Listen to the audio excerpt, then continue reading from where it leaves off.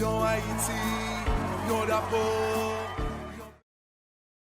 C'est histoire yon groupe timoun k'ap diskite sou situation pays ya. Chaque timoun ap bay opinion sou problème accès ak service tankou santé, bon jan éducation, de l'eau potable, sécurité, logement, loisi, situation inclusion moun handicapé ou ak la misère. Pendant conversation, professeur l'école yo Madame Mimoz tap passé. Li campé pour le parler ak timoun yo. Li salue yo, et puis li mande yo sou ki sa y ap diskite kon sa. La timoun yo explique le problème yo, li invite yo dans yon ti promenade dans quelques autres communautés. 3 jours après, yon bel ti autobus quitte l'école là ak Madame Mimoz ak timoun yo pour yo al faire promenade la. Sou chimè, timoun yo wè yon communauté qui rele Kay Grandet yo. Et puis yo wè en bas yon pied bois 6 grandet qui chita kap pale. Madame Mimoz di yo, c'est Toussaint Louverti, Dessalines, Christophe, Sanit Belé, Marie-Jeanne ak Catherine Flon. Li explique yo grandet sa yo toujours a parler sou comment yo te bataille pour construire une nation, sorti dans esclavage, passer par créer un drapeau qui représentait histoire pays ak sacrifice ancêtre yo. Yo tap di ki jan yo triste pour yo wè nan ki état pays a ye jounen jodi ya. Si moun yo tap pale nan bis la sou konversasyon ancêtre yo. Yo te kontan en pile et puis yo tap essayé deviner qui prochain communauté yo tap pral visiter. Après yon inet tan, bis la campé encore. Madame Mimoz dit ti moun yo, nou rive nan communauté qui rele règle la loi. Nou pral kay Mante Juliette. Ti moun yo sezi tan de non communauté sa. Mante Juliette accueilli yo la kay li et puis li fè yo chita. Pour qui sa communauté a relé comme ça? Dans communauté ça gen plusieurs localités et chaque localité gen histoire pa yo. Sécurité, égal égaux devant la loi, accès à la justice, séparation pouvoir.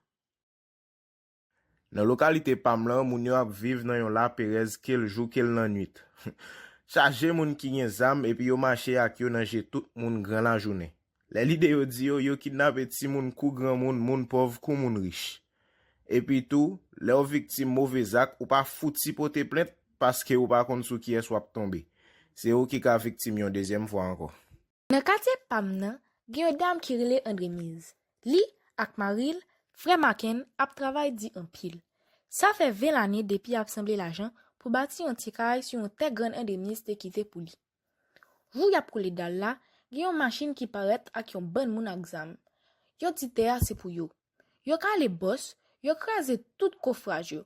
André Mise ak Mackinson fait gros saisissement. Nan demain, moun yo tourné encore. Yo vin mette gros nek ak zam devant chantier ya. Maken ak André Mise monte descend dans tribunal. Chaque fois yo di yo pas ka faire rien pour yo. Pito yo posé. Jeune Pamela qui est le Thomas. Li pa pep yes moun parce que papa c'est chef. Yon jour pendant la prend plaisir la xamil, y a conduit belle machine, yo vinn joindre ak yon trafic. Yo pa vle rete nan embouteillage là, yo passe sirène yo passe bon machine yon ti dame et puis yo crave le depuis derrière jouk devant. Thomas descend ak sécurité le zam yo bokot yo et puis y a pas dame nan pression. Yon la police qui t'a passé di dame nan, s'il souffre hystère. Mes amis, c'est tout bagay sa yo, oui qui fait dans communauté ça. Moun yo choisi règle la loi. Règle la loi vle di, tout bagay marché selon règle qui établi et puis tout moun reconnaît et puis respecter. C'est ça yo kon rele tout état de droit.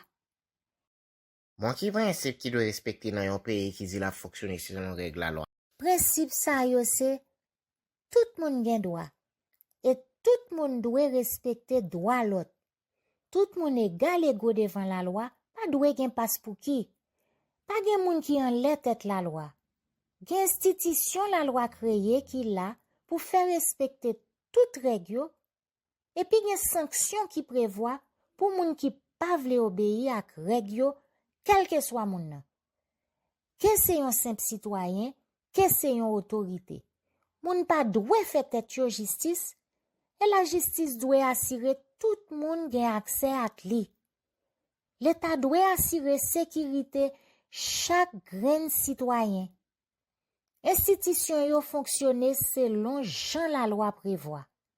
Yo pas fonctionner jan yon moun décide, yo vle pour yo fonctionner. Application la loi pas doit dépendre si yon moun gen kob, s'il pas gen kob. La loi définit responsabilité chaque pouvoir l'État et chaque doit jouer rôle yo. Yon pas doit rentrer dans travail l'autre, empêcher l'autre la travail, ou soit bay l'autre la pression pour l'agir dans un sens qui pas défini par la loi.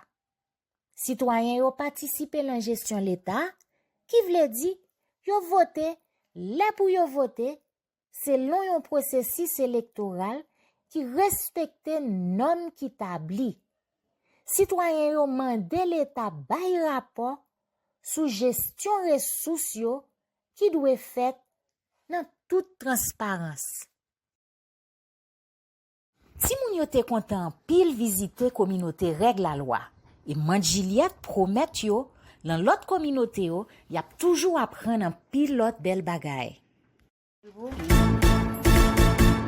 Yon Haïti, yon d'amour, yon pays, nous c'est famille.